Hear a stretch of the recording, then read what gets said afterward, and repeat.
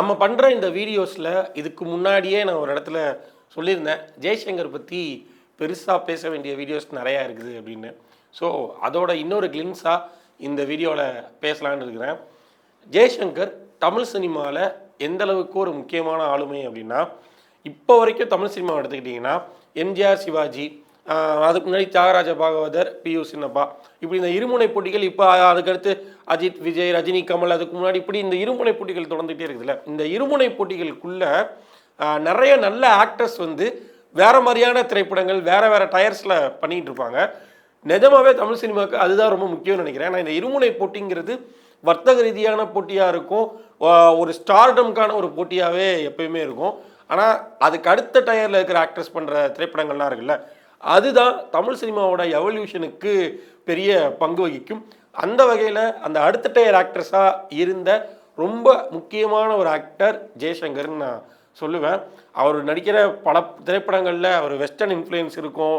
அவர் choose பண்ணுற திரைப்படங்களே கூட இப்போ நம்ம பார்க்குறப்போ ரொம்ப மாடர்னாக இருக்கும். அந்த படங்கள் எல்லாமே அவரோட கேரக்டர்ஸே வந்து ரொம்ப மாடர்னாக இருக்கும். அவரோட காஸ்டியூம்ஸு அண்டு ஒரு கேரக்டரை அவர் வடிவமைக்கிற விதம், அண்ட் அவர் இந்த நெகட்டிவ் கேரக்டர் நான் பண்ண மாட்டேன், இல்லைனா வந்து இந்த மாதிரியான ஒரு கேரக்டராக, ஒரு இவ்வளோ மோசமான பையன் கொண்ட ஒரு கேரக்டரை நான் எடுத்து பண்ணுமா அப்படிலாம் யோசிக்கவே மாட்டார். வெரைட்டிஸ் ஆஃப் கேரக்டரை அவர் எடுத்து பண்ணிக்கிட்டே இருப்பார். எப்படியான அவரோட ஒரு திரை வாழ்க்கை இருக்குல்ல, இது ஆரம்பமானதே வந்து ஒரு பெரிய போட்டிக்கு நடுவில் தான். 1965 இரவும் பகலும் அப்படிங்கிற படம், அந்த படத்தில் தான் அவர் இன்ட்ரடியூஸ் ஆகிறாரு. அவர் இன்ட்ரடியூஸ் ஆகிற முதல் திரைப்படம் தைப்பொங்கலுக்கு ரிலீஸ் ஆகுது.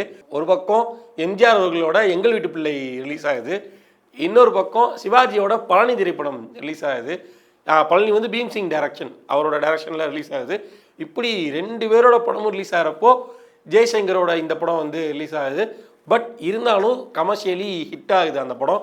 அதுக்கடுத்து அவரோட திரை வாழ்க்கையில் வெற்றி தோல்வி இதெல்லாம் கடந்தாலும் அவருக்குன்னு ஒரு ஃபேன் பேஸு, அவருக்குன்னு ஒரு குவாலிட்டி ஃபிலிம்ஸு, இல்லை புது முயற்சிகள் அப்படின்னு அடுத்தடுத்து போயிட்டே இருந்தார்.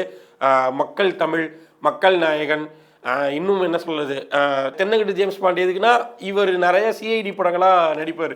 எனக்கு தெரிஞ்சு தமிழ் சினிமா ஆடியன்ஸுக்கு இந்த சிஐடி இன்வெஸ்டிகேஷன் இப்படின்னாலே டக்குன்னு ஞாபகத்துக்கு ஒரே முகம் ஜெய்சங்கராக தான் இருக்கும். அவரோட ஆரம்ப காலகட்டத்தில் மட்டும் இல்லை, அவர் பீக்கில் இருந்த டைமில் மட்டும் இல்லை, அது கருத்தும் அவர் நிறையா இன்வெஸ்டிகேஷன் ரோல்லாம் வந்து எடுத்து பண்ணியிருந்தார். அதுதான் ரொம்ப குறிப்பிடத்தக்கதுன்னு நினைக்கிறேன். அண்டு எம்ஜிஆர், சிவாஜி காலகட்டத்தில் இருந்த அவங்களுக்கு கான்டெம்பரரியாக இருந்த ஒரு ஆக்டர். அதுக்கடுத்து ரஜினி, கமல் அவங்க கூடயும் நடிக்கிறாரு. அடுத்து ரஜினிக்கு வில்லனாகவும் நடிக்கிறாரு. அதுக்கடுத்து நிறையா வில்லன் ரோல் நடிக்கிறாரு, குணச்சித்திர கதாபாத்திரங்கள் நடிக்கிறாரு. அதுக்கடுத்து வந்த மோகன், விக்ரம், விஜய் வரைக்கும் அவர் வந்து கூட சேர்ந்து நடிச்சிருக்கிறாரு. ஏன் இப்போ இந்த வலிமை திரைப்படத்தில் அவரோட புகைப்படத்தை மட்டும் யூஸ் பண்ணியிருப்பாங்க, அதாவது அஜித்தோட லேட் ஃபாதர் அந்த ஒரு கேரக்டருக்கு.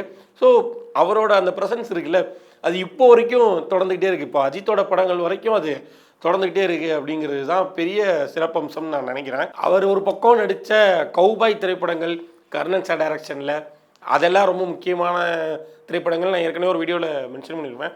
இன்னொரு பக்கம் அவர் இன்வெஸ்டிகேஷன் ஆஃபீஸாக வர திரைப்படங்கள் அண்ட் க்ரைம் த்ரில்லர் திரைப்படங்கள், அதுக்கு இந்த தமிழ் சினிமாவோட க்ரைம் த்ரில்லர் படங்களுக்கே ஒரு புது ஷேடு அண்ட் ஒரு ரொம்ப பெரிய ஒரு பியானியராக இருந்த ஒரு ஆள் வந்து ஜெய்சங்கர். அவர் நடித்த யார் நீ அப்படிங்கிற ஒரு படம் இருக்குது. ஜெயலலிதா அவர்கள் வந்து இரட்டை வேடத்தில் நடிச்சிருப்பாங்க. அண்ட் அந்த படத்தை கண்டிப்பாக பாருங்கள். அண்டு சாவின்னு ஒரு படம் இருக்குது.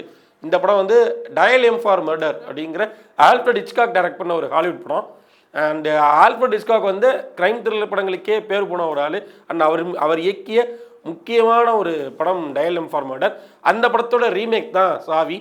அதையும் கண்டிப்பாக மிஸ் பண்ணாமல் பாருங்கள். அண்டு ஜெய்சங்கர் நடித்த பல திரைப்படங்களில் உங்களுக்கு எந்த திரைப்படம் ரொம்ப பிடிச்சது அப்படிங்கிறத மறக்காமல் கீழே மென்ஷன் பண்ணுங்கள்.